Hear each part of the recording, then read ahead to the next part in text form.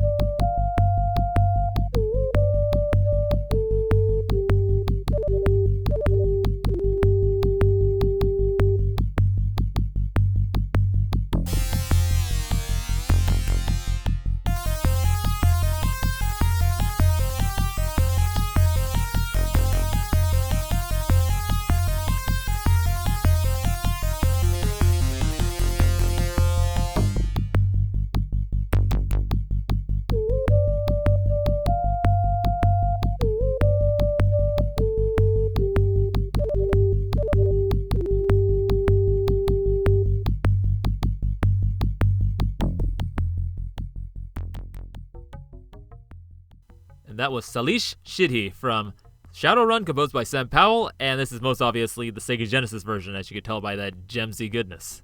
And this is based off a tabletop RPG of the same name, and it's very much dystopian. It's set in the future of 2050, though I think the current edition is 2085. But due to events that occurred at the end of the Mesoamerican long count calendar, or 2012, remember all the hype on that? Magic was ushered into the world. So now, at the current point of, at least this game, 2050, technology, magic have just integrated. And alongside the magic, there are just all kinds of mythical creatures, such as orcs, trolls, elves, dwarves, and even dragons that are usually taking place of, high corporate power. So again, even though all this chaos is going on with magic and cybernetics and technology, all this stuff, mega corporations and syndicates are still vying for all the power they can get. And so amongst all this physical magic and technology and cybernetics and all, there is, of course, cyberspace, which is accessed through the Matrix, which is where Deckers, who are hackers, access, and is actually where the game gets its name from. The Shadowrun, which is where Deckers from one corporation go and steal as much information as they can from another corporation. So in this game, you take the role of Joshua, who has come to Seattle to avenge his brother's death, who was a Shadowrunner. And at some point, you have three main questions you want to find out. Who killed Michael, why they killed Michael, and where his last shadow run was. And one of the groups that is at the center of this story is the Salish-Shidhe Council, which is a collection of tribes that are made up of shamanistic American Indians and elves. And these tribes live with and on the land. So in this cyberpunk future, there are the cities, which are just all cold, steel, dark, dirty, dingy, but there's also like the living nature, like, trees, the land is still there, like not wasted or anything. So it's kind of a cool juxtaposition there.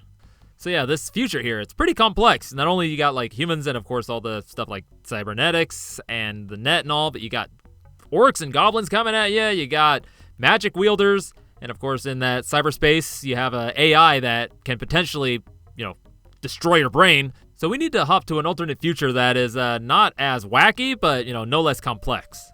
So what we got here is a game that is based off a movie that pretty much set the tone for cinematic cyberpunk, and cyberpunk in the popular media in general. So, this, of course, being Blade Runner. The song is Dekora's Dance, and it was composed by Frank Klepacki.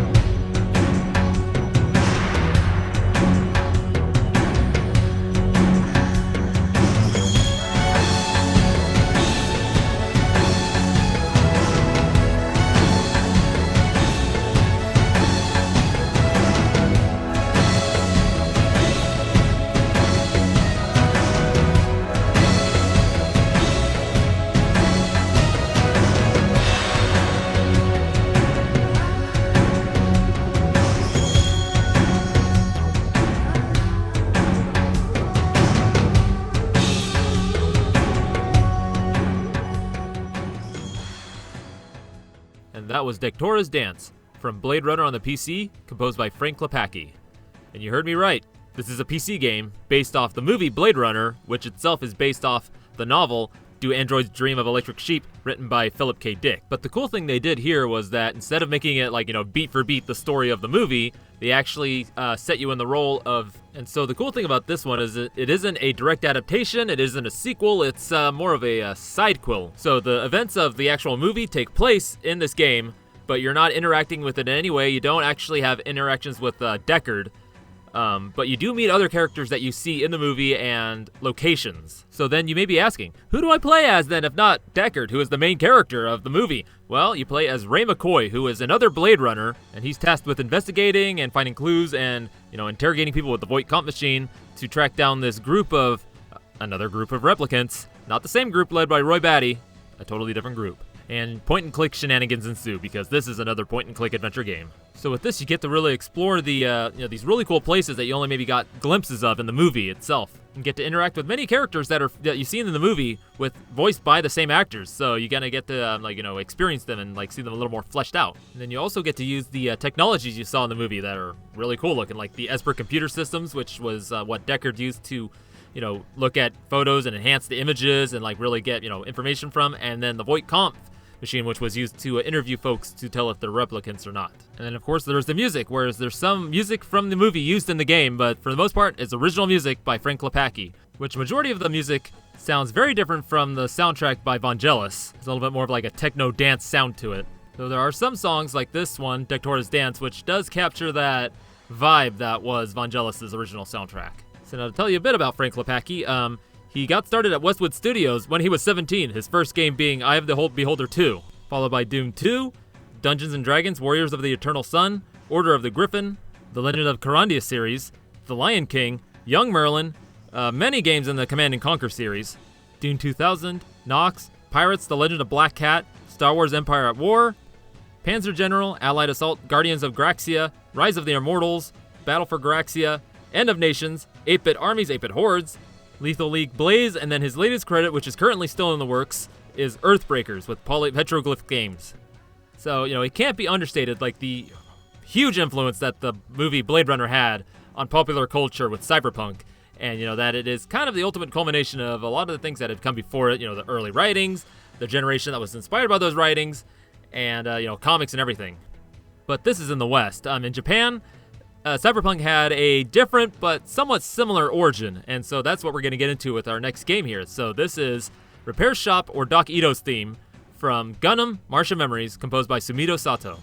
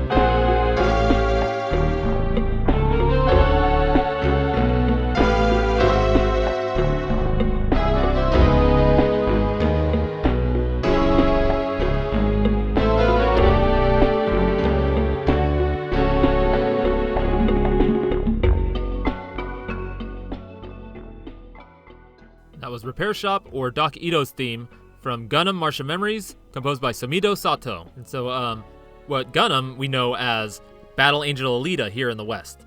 And to be honest, this song here is the reason why this episode is happening, because I wanted a reason to play it, and I thought, hey, Cyberpunk might be cool to cover. That won't be too hard. I hope I'm doing okay so far. But yeah, this game, I only discovered it like a few weeks ago, because I was going through Japan-only PlayStation ISOs with English translations, and just found this, and I was surprised as hell. And the reason I was doing this is because I got a little emulation handheld called the Mio Mini Plus, which I was introduced to by Brian Mosley of Pixelated Audio at MagWest. Oh, that's a lot of connections there, isn't it? And so, I was really excited to play this game because I really love the manga. And so, when I first booted it up, there was no music. There was just sound effects, wind blowing. It opens up exactly how the manga opened up. And then it wasn't until after, the last, introductory story scene that this music kicks in, and this is the first song you hear in the game, and I really like it. There's just this inexplicable sound to it. Yeah, that's all I can say. Now, as to the reason why I'm a little excited to actually, talk about this and that I discovered it is because Battle Angel Alita is actually one of my first manga, in a way. My mom just randomly got it for me from the library one day. It was one of the later issues, so, reading it, I had no idea what was going on, but it looked really cool. And then so I was able to go back to the library and find that they had the first few issues, and I was able to read that. And then it wouldn't be years later until I actually read it all online. And yeah, it's an amazing story. Just the way how it looks, the characters and everything are just my favorite. Dusty Nova, hands down. He's such a goddamn madman. It's great. He loves flan. So maybe I should explain the story a little bit. So the setting is a post-apocalyptic Earth. A majority of the events take place in Scrapyard, which is this sprawling dystopian city which grew out of all the just junk and scrap that fell from Zalam, which is a floating city that is high in the sky. And yeah, most people in the city are cybernetically enhanced in order to deal with just the harsh life that is Scrapyard. So the story begins proper when Daisuke Ito, who actually runs a clinic for repairing such cybernetic parts, discovers a android body. And so while going through the scrap heap that is directly beneath Zalam, he finds a female cybernetic body that just has the intact chest and head. So he takes it back to his clinic, repairs it, finds a new body for her, activates her, and thus we meet Gali, or depending on which region you're in, Alita, which, in the US, that's what we knew her as. And thus begins her adventure of trying to discover who she was, because she has absolutely no memory of her past whatsoever. And so what's really cool to discover about this game is that it actually follows the story of the manga pretty closely, some slight deviations here and there, excepting for the ending, which is very different from what the original ending was, and different from the ending that was introduced in Last Order so that the story could continue, because in the original manga, it had a definite ending. And the really cool thing is that the developers of this game actually worked with the mangaka Yukito Kishiro. So I'm really excited to play through this game and actually get to that ending and see, how different it is from the other two endings that were given. So a bit about this game. It is an action RPG, so you are leveling yourself up through upgrading by getting bounties, because, just like in the manga, she registers to become a hunter warrior, which is basically a bounty hunter. And so you go around fighting, either knife men or mutant women, various different kind of enemies to get credits so that you can exchange for upgrading your parts or your health or whatnot. The gameplay is a little repetitive, but the fact that I get to play through the story in a new way, and, some of the main character models look pretty good, like the facial expressions and everything. A lot of the NPC models are very low poly, but it's just really fun to get to play this. And if you want to know more about this series, definitely look into the manga. There is a live-action movie that came out, directed by Robert Rodriguez, who is very much influenced by this manga, though the story follows a little bit more closer to the OVA, which very much deviates from the original story a bit, which only covers the beginning arc. And so I would definitely recommend you just look up the manga. There's the original, then there's Last Order, which is basically the sequel, and then there's currently Mars Chronicles, which is still in publication and is set to be the final chapter in Alita's story. And this I haven't even started reading. I still need to get through Last Order. Now, unfortunately, I don't know much about this composer. I can't even remember how I got Sumito Sato for the composer on this, but I can't find anything on him. I found, another one that was mostly just business and marketing all. So moving on to our next track here, we got Mad Dog from Mad Stalker Full Metal 4th. This is going to be the Sega Genesis version, and this is composed by Keishi Yonao.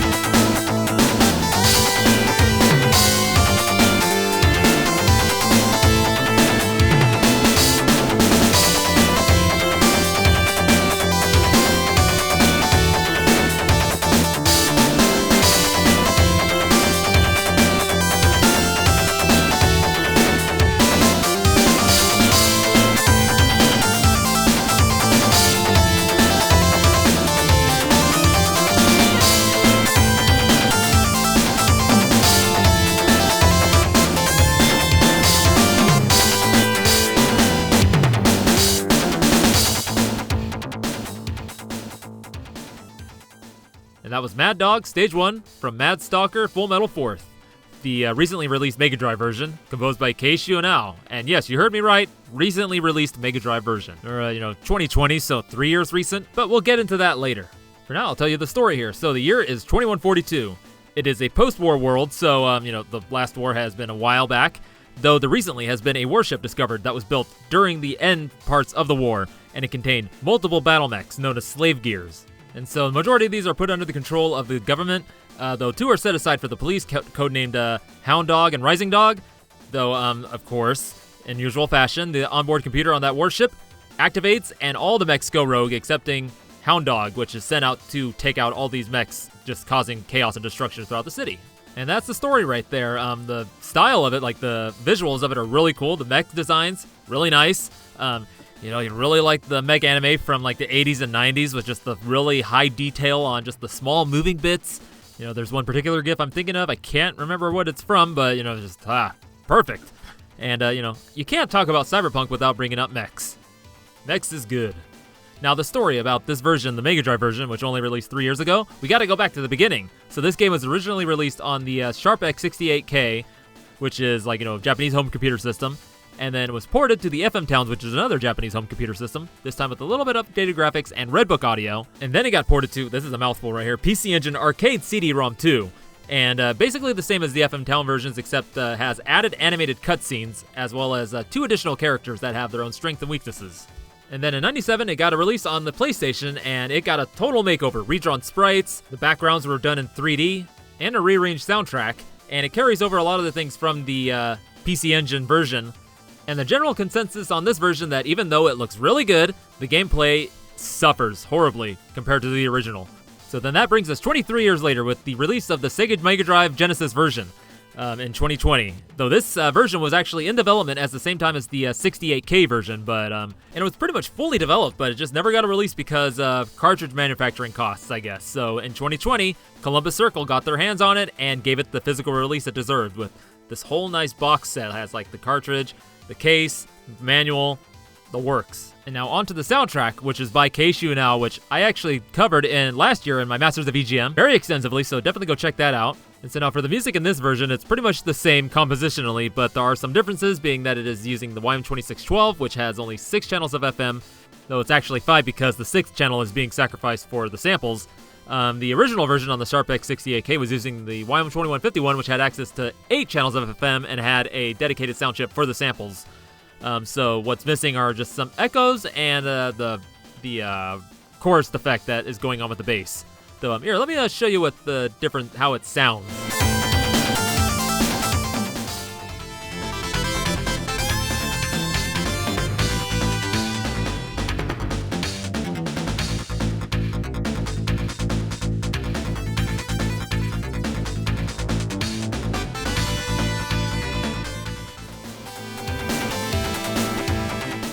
Must apologize for them not matching up exactly. The Sharp X68K version was just slightly faster than the Mega Drive version. I didn't have time to really kind of match them. But as you can tell, there is very much a difference. Like the Sharp X68K version has that chorus effect going on and a little bit extra with the leads, though the Mega Drive version is a little fatter in the bass sound and the samples as well, because the Occam chip, well, its quality was a little less than what the YM2612 sample capabilities were. Could also be that Keishi found percussion samples that were a lot more fuller. So there's a little bit of sound chip nerdery for you today. So this was going to be the last track of the day, but there's one more I had to fit in here because I just could not feature. So, I opened up with that track from Read Only Memories, which was by Too Mellow, and I mentioned that he had done a track that got featured in Bomb Rush Cyberfunk. Well, I'm going to be featuring that very track right here, so I'm going to play for you I Wanna Know by Too Mellow, as heard in Bomb Rush Cyberfunk.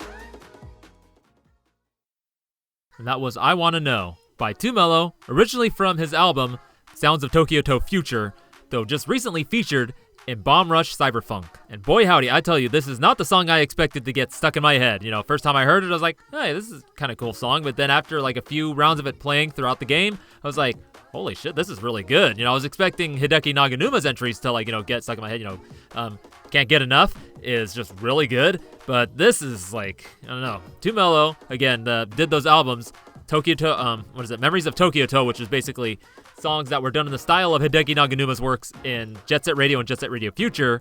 And then Sounds of Toky-To Future is basically him just kind of breaking out of that bounds and making songs that still carry that spirit of Naganuma, but are his own sound. And this very much is his own sound. This is, I don't know, this is amazing. And I've shared it with my friend, Dan, who is also my boss, and he's been bumping it in his office for like the past 3 days after I had shown it to him. So this game, Bomb Rush Cyberfunk, just recently released, a couple of weeks ago already, by the time this episode airs. I got it the day after it launched, and I've been having so much fun with it. It's amazing. The movement in it is great. The visual style is just perfect.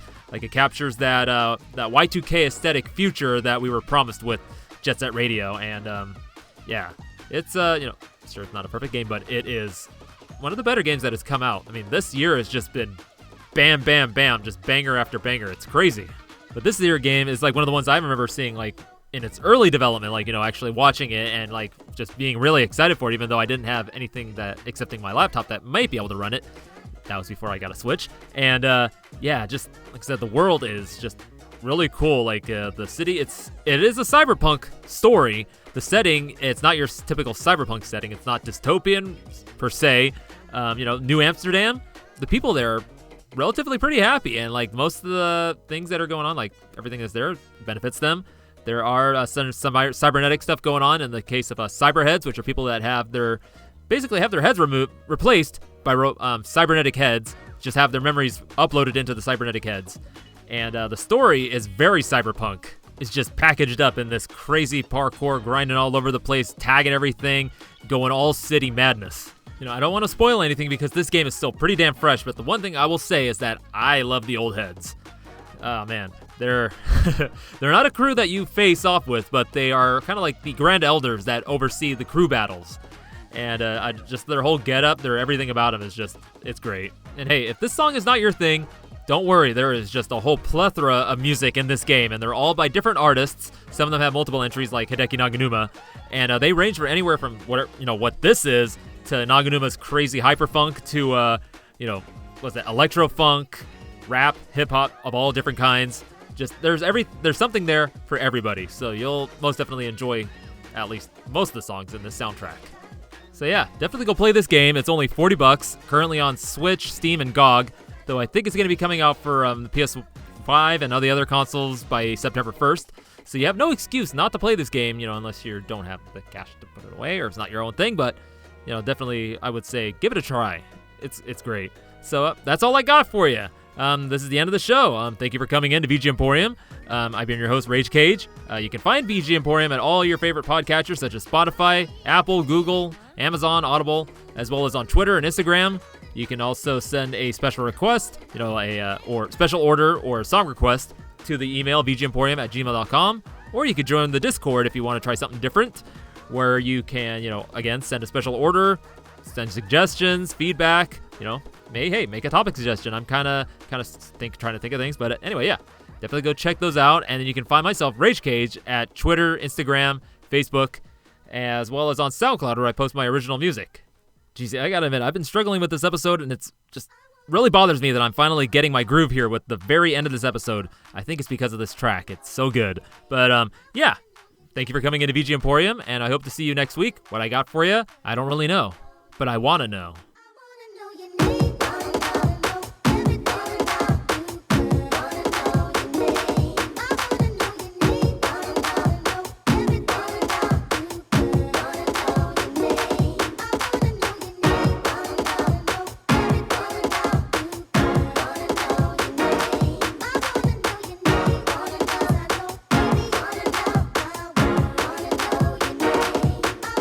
What's your name?